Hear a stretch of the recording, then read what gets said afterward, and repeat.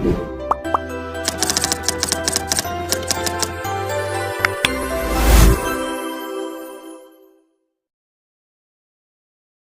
दोस्तों, welcome to ट्रांजेंड academy. तो friends, आशा राखું છું તમે બધા મજામાં હશો, મસ્ત હશો। તો DGVCL જુનિયર એન્જિનિયરની જે એક્ઝામ આવવાની છે, બરાબર 11 તારીખે તમારું પેપર છે। તો પેપર વખતે તમારે શું લઈ જવાનું છે, સાથે શું લઈ જવાનું છે, પેપર વખતે શું શું ધ્યાન રાખવાનું છે, એના વિશે આપણે આ વિડીયોની અંદર ચર્ચા કરીએ। ઘણા બધા વિદ્યાર્થીઓની કમેન્ટ હતી અથવા મેસેજ કરતા હતા કે સાથે શું લઈ જવું જરૂરી છે, એ બધું બરાબર। જો કે તમે એડમિટ કાર્ડ તમે ડાઉનલોડ કરી હશે, એની અંદર ઇન્સ્ટ્રક્શન બધી આપેલી છે, બરાબર। તો શક્ય હોય તો એક વખત શાંતિથી બધું વાંચી લેવું, એટલે તમને બેઝિક આઈડિયા આવે ભાઈ શું શું વસ્તુ જરૂરી છે। જે ક્રીમ મટીરિયલ છે, જે મહત્વની પોઈન્ટ છે, એ બધા આ વિડીયોની અંદર હું ડિસ્કસ કરી લઉં છું। પણ મહત્વ મેઇન વસ્તુ એ છે કે એક વખત તમે એડમિટ કાર્ડની જે ઇન્સ્ટ્રક્શન છે એ વાંચી લેજો, બરાબર। એટલે DGVCLની અંદર જે જુનિયર એન્જિનિયરની એક્ઝામ છે, જે GETCO, PG, DG, UG, MG બધાની કમ્બાઈન એક્ઝામ છે, બરાબર। તો એમાં શું શું ધ્યાન રાખવાનું છે, વન બાય વન આપણે જોતા જઈએ, બરાબર।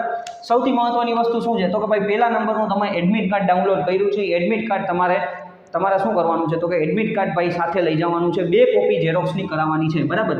2 કોપી કરાવવાની છે, એક માંગશે, બરાબર। એ તમને પાછી આપી દેશે, ત્યાં કાંઈ રાખવાનું નથી। પણ મહત્વની વસ્તુ એ છે કે ભાઈ કાંઈ ઇસ્યુ ન આવે એના માટે આપણે શું કરવાનું છે તો કે આપણું જે એડમિટ કાર્ડ છે 2 લઈ જાય તો વાંધો ના, કેટલાયનું તૂટી જતું હોય છે, ક્યારેક બગડી જતું હોય છે કોઈ કારણસર, અથવા ખોવાઈ જાય, એ ઇસ્યુ ન થાય એના માટે 2 કોપી કરે। 2 થી વધારે લઈ જાવ તો એ કંઈ વાંધો નથી, 2 કોપી લઈ જવાની છે, બરાબર। તમે ત્યાં જાશો એટલે તમારે એડમિટ કાર્ડ બતાવવાનું થશે, એમાં તમારે પાસપોર્ટ સાઇઝ તમારો ફોટો ચોંટાડવાનો થશે। એટલે બીજા નંબરની પોઈન્ટ તમારે શું થશે તો કે 2 પાસપોર્ટ સાઇઝ ફોટા લઈ જવાના છે, 2 અથવા 2 થી વધારે લઈ જાજો।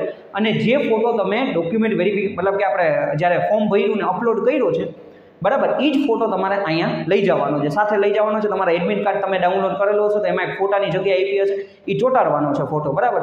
તો તમે જે ફોટો અપલોડ કર્યો છે ફોર્મ ભરતી વખતે એ જ ફોટો તમારે લઈ જવાનો છે, બીજો વેલિડ ગણશે નહીં। એમાં ભલે એવું લખ્યું હોય કે ભાઈ રિસેન્ટ પાસપોર્ટ સાઇઝ ફોટો, પણ જે ફોટો તમે એમાં અપલોડ કર્યો હોય એ જ ફોટો, એટલે ન હોય તો તમે એમાંથી પ્રિન્ટ કરાવી લેજો, બરાબર, તમે જોઈ લેજો તમારી રીતે। પણ જે ફોટો તમે અપલોડ કર્યો છે એ જ ફોટો તમારે લઈ જવાનો થશે। એટલે 2 અથવા 2 થી વધારે ફોટા લઈ જાજો, પણ મિનિમમ 2, એટલે એ ફોટો તમારે ચોંટાડવાનો થશે, ક્લિયર। એટલે 2 પાસપોર્ટ સાઇઝ ફોટોગ્રાફ થશે। એટલે તમે ત્યાં ગયા, ત્યાં પહોંચ્યા એટલે તમારું ત્યાં ડોક્યુમેન્ટ વેરિફિકેશન મતલબ કે ભાઈ તમારું એડમિટ કાર્ડ જોશે, અને એડમિટ કાર્ડ જોઈને એના ઉપર સિક્યોરિટી ચેક કરશે, એટલે સિક્કો મારશે, બરાબર। એટલે સિક્યોરિટીનો આપણે સિક્કો મારશે કે ભાઈ સિક્યોરિટી ચેક, ત્યાર પછી તમે એન્ટર થશો એટલે તમારો ફોટો ત્યારે ચોંટાડવો પડશે, બરાબર। અથવા તમારે પહેલેથી ઘરેથી ચોંટાડીને જવું તોય બેસ્ટ વસ્તુ છે, બરાબર। એટલે ત્યાં કોઈ પાસે આપણે ગુંદર કે એવું કાંઈ માંગવાની થાય નહીં, અથવા આપણે આપણું પોતાનું ફેવિસ્ટિક કે એવું કંઈક લઈ જવું, એટલે આપણે પ્રોબ્લેમ ના આવે, બરાબર। ત્યાર પછી ત્રીજા નંબરની મહત્વની વસ્તુ છે ભાઈ original ID card. Original ID કાર્ડની અંદર તમારે પાન કાર્ડ છે, ડ્રાઇવિંગ લાઇસન્સ છે, વોટર આઈડી છે, બરાબર, પાસપોર્ટ છે, આધાર કાર્ડ છે, કોઈ પણ એક વસ્તુ ઓરિજિનલ લઈ જવાની છે। એકાદી ઝેરોક્સ લઈ જાવ તોય કંઈ વાંધો નથી, આપણા સેફટી માટે તમે જે લઈ જાઓ છો, બરાબર, તો એની એક ઝેરોક્સ લઈ જાવી, આપણા ઇન્સ્ટ્રક્શનમાં કીધું નથી પણ આપણે આપણી સેફટી માટે લઈ જવું, બરાબર। પણ મેઇન વસ્તુ એક ખાસ ધ્યાન રાખજો કે ભાઈ જે આઈડી કાર્ડ તમે ઓરિજિનલ લઈ જાઓ છો એની અંદર તમારો ફોટો વ્યવસ્થિત દેખાતો હોવો જોઈએ। ઘણા બધા લોકોને આધાર કાર્ડમાં ફોટા પ્રોપર હોતા નથી, જેને લીધે છે ને ઇસ્યુ આવતા હોય છે। તો તમારે એવું આઈડી કાર્ડ લઈ જવાનું છે જેમાં તમારો ફોટો છે એ પ્રોપર દેખાતો હોવો જોઈએ, એટલે તમને વાંધો ન આવે, ઓકે।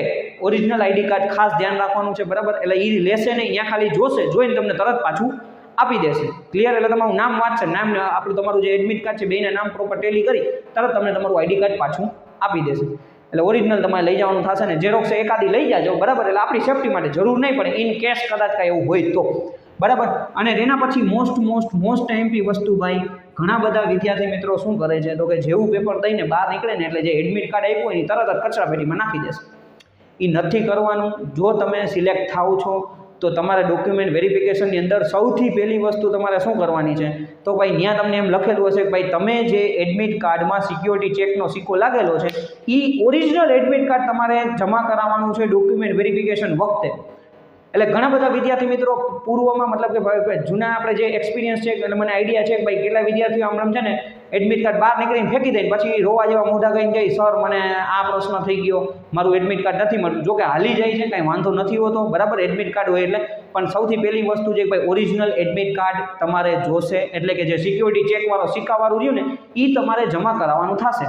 એટલે વિડીયો જોતા હો તો અહીંયા સુધી પહોંચ્યો હોય તો હું તમને કહું છું ભાઈ સાચવીને રાખવાનું છે, ફેંકી નથી દેવાનું, પાછળ હેરાન થવું એના કરતાં અત્યારે તમારે સાચવીને રાખવાનું છે. અને અહીં આપણા એડમિટ કાર્ડની ઇન્સ્ટ્રક્શનમાં ખાસ લખેલું છે કે ભાઈ એડમિટ કાર્ડ સાચવીને રાખવાનું છે. તો કે જે સિક્યોરિટી ચેકનો થપ્પો લાગશે ને, સિક્કો લાગશે, બરાબર, તો એ સાચવીને રાખવાનું છે, ફેંકી નથી દેવાનું. કારણ કે જે તે દિવસે તમે ડોક્યુમેન્ટ વેરિફિકેશન કરાવવા જશો એટલે સૌથી પહેલું તમારું એ એડમિટ કાર્ડ જ માંગશે. ઓકે, આ તો એ લોકો સારા છે કે હલાવી લે છે, બાકી કેટલાય લોકો એવા હોય છે કે ભાઈ જે ફેંકી દેતા હોય છે પછી બહુ હેરાન થાય છે. એના કરતાં આપણે પાછળ હેરાન થવું એના કરતાં અત્યારથી તમારે વ્યવસ્થિત રીતે બધું પ્રોપર કરવાનું. એટલે આ 3-4 વસ્તુ છે એ તમારે લઈ જવાની છે, બરાબર. પહેલા નંબરનું તમારું એડમિટ કાર્ડની કલર ઝેરોક્સ કરાવી હોય તોય ઠીક છે, બ્લેક એન્ડ વ્હાઇટ કરાવો તોય ઠીક છે. એવું કંઈ ફરજિયાત નથી કે ભાઈ કલર ઝેરોક્સ જ હોવી જોઈએ, બ્લેક એન્ડ વ્હાઇટ હોય તો પણ ચાલશે. 2 કોપી લઈ જવાની છે, પાસપોર્ટ સાઇઝના 2 ફોટા લઈ જવાના છે, ઓરિજિનલ આઈડી કાર્ડ કોઈ પણ જેમાં મસ્ત એકદમ વ્યવસ્થિત ફોટો દેખાતો હોય એવું, બરાબર. અને એડમિટ કાર્ડ સાચવીને રાખવાનું છે. આટલી વસ્તુ તમારે ખાસ લઈ જવાની છે, બરાબર. એક સાદી બોલપેન તમે લઈ જઈ શકો છો, બરાબર.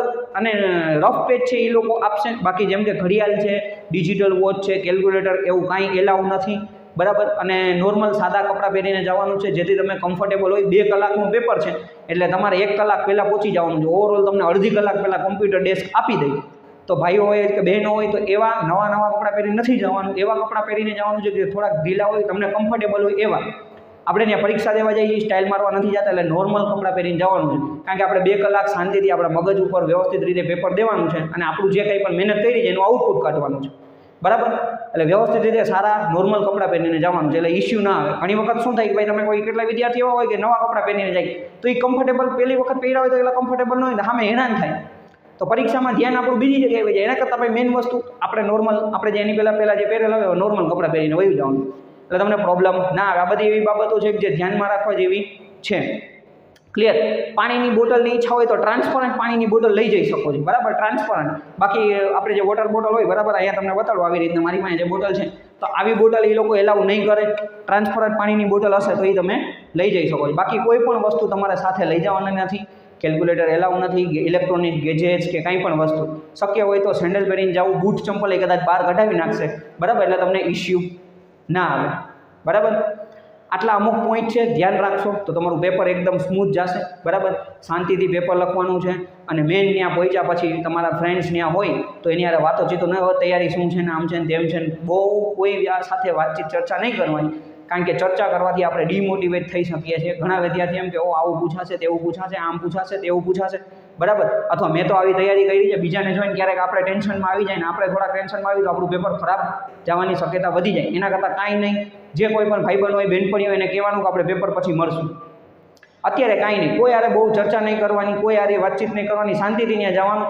આપણને જે ટેબલ ડેસ્ક આપવામાં આવે, જે એની પ્રોસિજર છે, મતલબ કે આપણું જે ફોટો પાડશે તમારો, બરાબર, ત્યાર પછી તમારું જે આપણે થંબ લેશે, ઓકે, તો એ પ્રોસિજર ફોલો કરવાની છે. જે કોમ્પ્યુટર તમને આપે એટલે શાંતિથી ત્યાં બેસવાનું છે, ભગવાનનું નામ લેવાનું છે, યાદ કરવાનું. તમે જે કંઈ પણ વાંચ્યું હોય એવું બધું તમારે યાદ કરવાનું છે. કોઈને આજુબાજુવાળાને કેવી તૈયારી છે, નામ છે ને એવું કંઈ બોલાવવાની જરૂર નહીં. જેટલું મૌન રહેશો ને એટલો તમને ફાયદો થશે, બરાબર. પરીક્ષા દેતા પહેલાં તમારે ખાસ એક વખત ચોકલેટ ખાઈને જવું. સવારે હોય તો સવારે, સાંજે હોય તો સાંજે. જેને લીધે શું થશે, થોડુંક ખાવા પીવામાં ઓછું ધ્યાન રાખવાનું, બરાબર. મતલબ કે ભાઈ સવારના હોય તો કાંઈ વાંધો નહીં, નાસ્તો બાસ્તો કરીને નહીં જવાનું. બપોરની શિફ્ટ હોય તોય તમારે ભાઈ એવું આમ ફૂલ હેવી ખાઈ પીને નાસ્તો કરીને નહીં જવાનું. નોર્મલ પેટ ખાલી હશે તો તમે કામ વધારે કરી શકશો. ચોકલેટ 5 સ્ટાર છે કે ડેરી મિલ્ક 10 વાળી તમે ખાઈને જઈ શકો છો, જેને લીધે ભાઈ તમને થોડું ગ્લુકોઝ મળતું રહે તો તમને વાંધો ના આવે. કારણ કે એસી ઓલ હોય તો ઘણી વખત શું છે ભાઈ નોર્મલ દિવસની અંદર તમને નીંદર આવે, તો આવું ન થાય એના માટે તમે થોડીક ચોકલેટ ખાઈને જાઓ તો તમને થોડુંક બેનિફિટ રહી શકે, ઓકે. તો આવી નાની નાની બાબતો તમે ધ્યાન રાખશો તો તમને વાંધો નહીં આવે, બરાબર. બાકી કાંઈ પણ ક્વેશ્ચન હોય કમેન્ટ કરજો, વિડીયો હું બનાવી દઈશ. Thank you friends.